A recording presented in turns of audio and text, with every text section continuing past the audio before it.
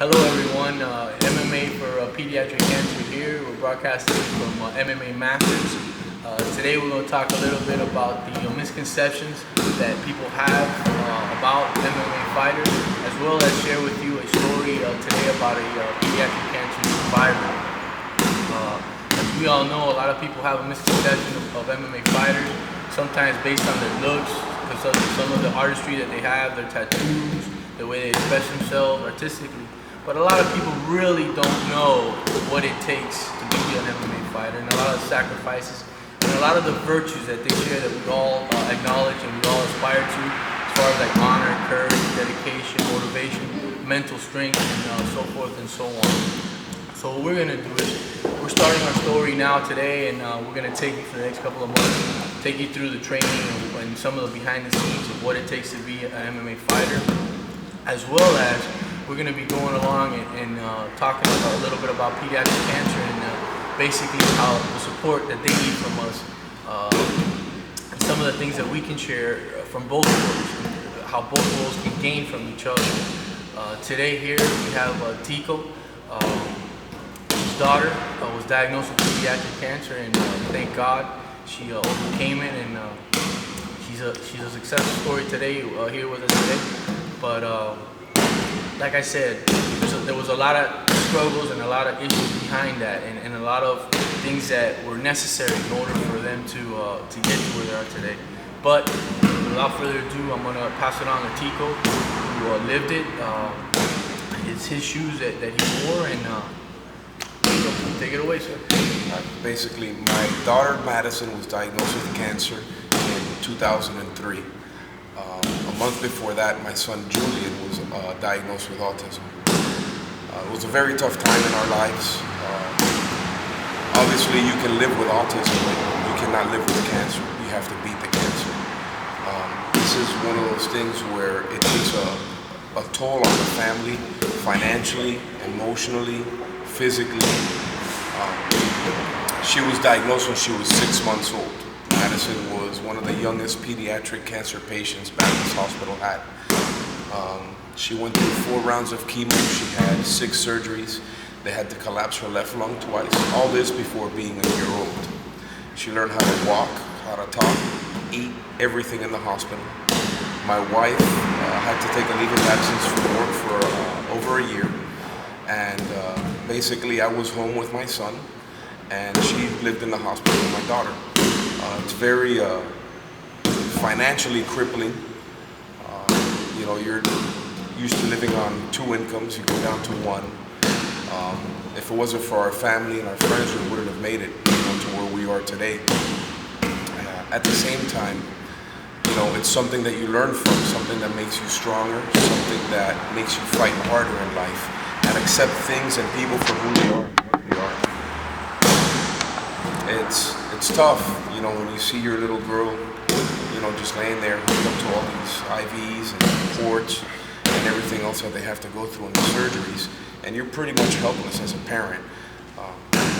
When you think of parenting, you think of all the happy moments. You don't really think of, the tough times, what some of these families are dealt with. I am lucky. My daughter beat it. She was diagnosed with neuroblastoma, and she beat it. She's been in remission for 10 years. Thankfully, both my children are doing very well now. We are doing well now as a family, and it's very tough. It puts a toll on your marriage. It puts a toll on your family, and everybody really around you.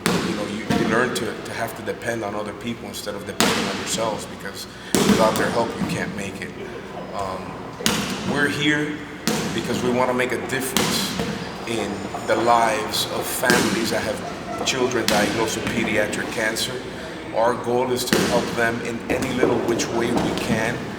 We are trying to make it easier for them, even if it's, simply by providing a meal, by providing whatever it is that we can for these families. We've partnered up together to see what we can do and bring the most attention that we can to pediatric cancer and awareness. And we're basically going to make a difference in somebody's life whenever we can. Amen. This is a very humbling experience for me. I've done a lot of charity work per se in the past, but this is something that hits home personally because of friends diagnosed with having their kids diagnosed with cancer, and our recent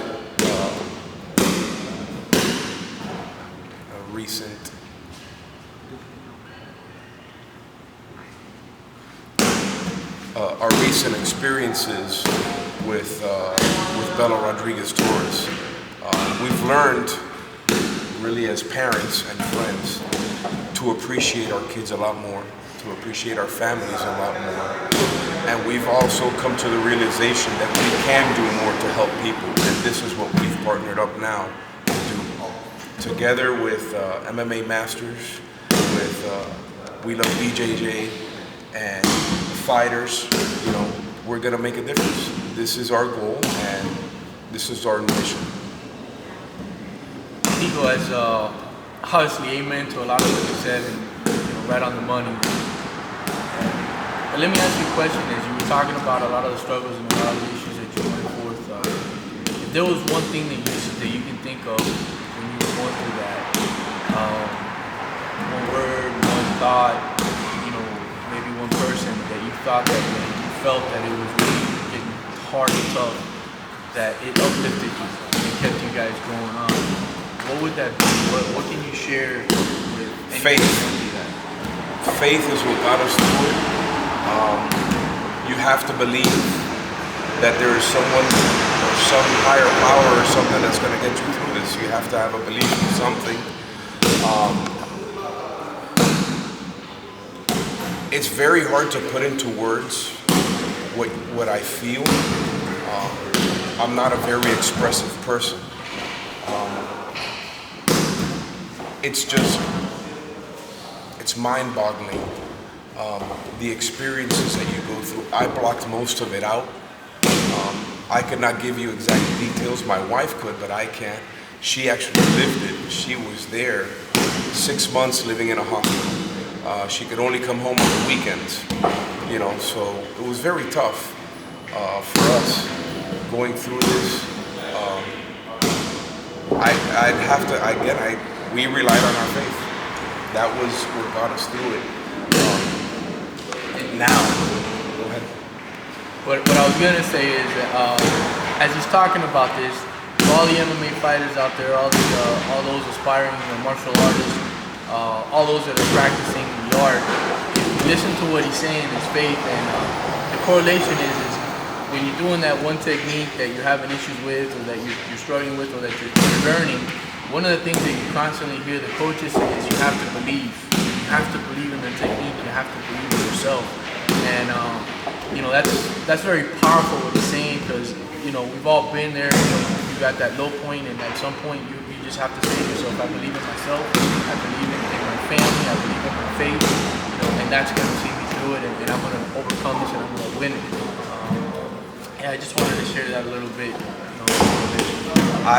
I know exactly what you're saying. I used to practice MMA a while back, and you have to have not only that belief in the move, the dedication to do it, and the dedication to go to the gym every day. That's probably the hardest part, is getting to the gym every day. And the way I can correlate that is these kids have to have faith, and the families have to have faith and dedication to doctor's appointments. They got to believe in their doctors, that their doctors are making the best decisions for them. You got to believe in your nurses. And basically, it's an atmosphere where belief and faith, the same thing here, is if you don't believe in what's going on, it's not going to happen. You got to believe that you're going to get better. You got to believe that your child is going to get better. And that's how you make it through the day. It's not easy, because you have your ups and downs, you have good news and bad news, and you always hope for the best, but sometimes you get that bad call, that bad news, and you have to have faith, and you have to believe that you're going to get through it, and you do. I'm one of the lucky ones. My daughter's still with me. Um,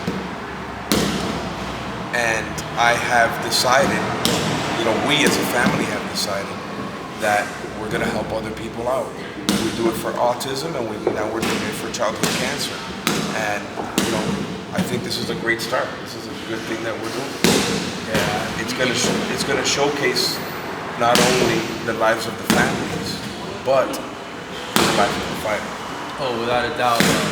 One of the things that's most inspiring and is awesome is the minute that this started to catch wildfire, it's so many people that have volunteered their time, basically paid no monies to anyone. They're volunteering their time. Right now we have We Love BJJ. They're helping us out with the videos. We're going to take care of that. We have Renee from Intel Photography. He's taking pictures. He's already put it up on the website. And like that, the fighters are coming forward and just willing to donate their time, whatever it takes to help out in this cause. It's truly a blessing to see all this. Nico, let me ask you another question. As you saw yourself going to these doctor's appointments and having to do what was necessary for Madison, as you encountered other parents, what type of a bond did you guys develop? What type of a relationship occurred there? Very tough, because I remember going into what they call the chemo room, where all the kids start their chemo and then they get transferred to the hospital. And I was the only father in there. So I developed a bond with these children where I was the one sitting on the floor playing with them while they were getting their chemo. And I wondered, why I was the only father, why was I the only dad amongst a bunch of moms. And I was fortunate enough that where I was working at the time would give me the time off to go to the chemos and would give me the time off to go to all these things. And, other fathers just had to go and work. But I was fortunate enough to be there for that. I've had to deal with losing some of the kids, which is very tough because you do get attached to them. I was the one that, would get the phone call, so-and-so wants Oreo cookies. And I'd leave work on lunch hour and go wherever I could, find whatever cookies he wanted and take them to him. Whatever they wanted, you try to make it as easy as you can for the families. But in the end, you're all fighting for the same thing. You're all fighting for your kids' lives. The bond that you make there is a lifelong bond. We still keep in touch with these families. Every year, there's a Christmas party that's put on by the Children's Cancer Caring Center. We touch base with these families yearly. As they grow older, you grow apart somewhat, but you still have that bond. And it's like an old friend. You see these people, and it's like, yes, a year has gone by, but you pick up right where you left off. And we all celebrate at the same time having kids. So it is tough. That's another powerful statement that he just made. Think about being a parent. One of the things that you remember, I have three of my own, and you always remember when they're born, that first time that they make eye contact. And it's interesting because the doctors always tell you that when babies are naturally born, at that moment, that they don't have eyesight. But as a parent, when you look at them, you kind of feel that connection that you make with them, and what that means to you. And then all of a sudden now you find yourself, your child is afflicted with this horrible disease, and you have to work to support the family while the child is in that room, and everything. I can only imagine what those fathers are going through. Everything in their body, every cell, every emotion, is just wanting to be with that child. And I'm very fortunate. Your shoes, you guys are my heroes. And I can only do my support. Obviously I haven't been through that, but I can only imagine. I think of my children, and how I would react and what I would go through. So it's truly amazing with these parents, the strength that they have to keep it together and to do everything they can for their children. And that's what this is all about, is these memorializing and putting into play these special moments that we sometimes tend to overlook. You know, what makes us all human, what makes us tick. You know, we do parades for stars that make hundreds or millions of dollars, you know, because they either put a ball through a basket or they swing the bat or whatnot. But how do we truly honor these parents and these people that struggle day in and day out? And what do we do for them? And that's the true strength and the true power of what we're trying to get out there in the message. Is awareness of what's going on. You know, these children, they're our future, and we need to do everything that we can to try to help find a cure for this disease. Diego, obviously, as you just stated, you know, you've been part of the art for a while and stuff like that. What do you think about what we're trying to do here as far as putting both worlds together and bringing awareness to this disease? I think it's phenomenal. The fact that you can show that these guys that are rough and tough take a pounding, take a beating, put their bodies through torture, really. You know, but it still shows the soft side that we all have hearts. You know, we all care for kids, and not only for kids, but for others, the families. It just shows that fighters are human beings. Fighters have families, and fighters have a heart. And not only a heart to fight, but a heart to help. You know, it's not all about the fighting, it's about what we can do together, you know, to get this out. Yeah, that's one of the things too that makes it so interesting is that a lot of people, as I stated earlier, have a misconception about a lot of these fighters and about the arts, you know. On the mats, you know, one of the most beautiful things that you can experience is that I can walk on the mat as Leo. I start to train, techniques are being taught, and everywhere with everybody that I share time with or that I share training time with, they all help. If I'm missing a cue here, if I'm not adjusting my weight properly, if I'm not moving properly, they all stop and they help, you know, what I need help in. And in that, you know, I can still be myself, be that individual, express myself artistically, but at the same time I'm working within a team or family atmosphere where we're all trying to help each other.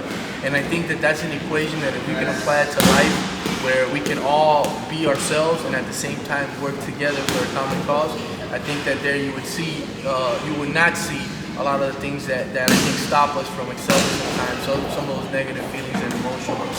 And that's why, in my opinion, you know, and obviously talking to people who's walked through shoes with pediatric cancer, as well as being in MMA, I think that why this will gel so well in how the MMA world, if it were to open up and take it and let everybody know that it is professional, that, you know, we're out here, we're trying to do the right thing, and not only for ourselves but for humanity as well. You know, by the way we carry ourselves, the way that we express ourselves, that if we can show the world that and kind of like, you're almost like a picture that everybody can look to for inspiration and for guidance with those virtues, you know, the hard work, you know, I think that we can go a lot of places and there's nothing that we can't accomplish together. Diego, I want to say thank you for coming on here. It takes a lot to come out here and obviously share your story with us. As we both know, we both talked about it. Right now, there's somebody out there that's probably seeing themselves in a rough spot. And if you watch this video, if you watch it, you know you're not alone. There are people here willing to help you. The Live Like Bella Foundation is good to go. You can research that on the internet. Obviously, those of you on Facebook, you can look up MMA for Pediatric Cancer, and we're going to constantly just be doing videos and giving out information, as well as taking a behind-the-scenes look at what the fighters go through. I want to say very, very special thanks to MMA Master. I presented this segment to them, and they jumped on board and have helped me with whatever was necessary for us to accomplish this. I want to say thank you to BJJ. Obviously, not only representing the art that we all love, but as well they're taking their time away from their schedule to come out here and help us out. And on that note, guys, if I can say thank you. I got a very special gift to you and to share from you at BJJ. I want to say thank you for coming here today. I want you to know that you're not beautiful. Okay, sir, we got a gift for you as well. What do you think? With that in mind, I also want to say thank you to Renee from Intel Photography. Renee's taking time, as you can see some of the pictures that we can put up, and that's only the beginning. You know, he's got a gift and he's blessed, and our goal is, like I said, is to capture those moments that oftentimes get overlooked. But the ones that are captured, they mean so much to all of us. And honestly, I want to say thank you to everybody that's out there that's helping the page out, that's helping us put the word out and bringing up awareness. I want to say thank you to the Live Like Bella Foundation for supporting us and giving me guidance. Raymond, you're my hero too. Bella, we miss you and we love you. And you were truly an inspiration to all of us, and we're going to continue your work.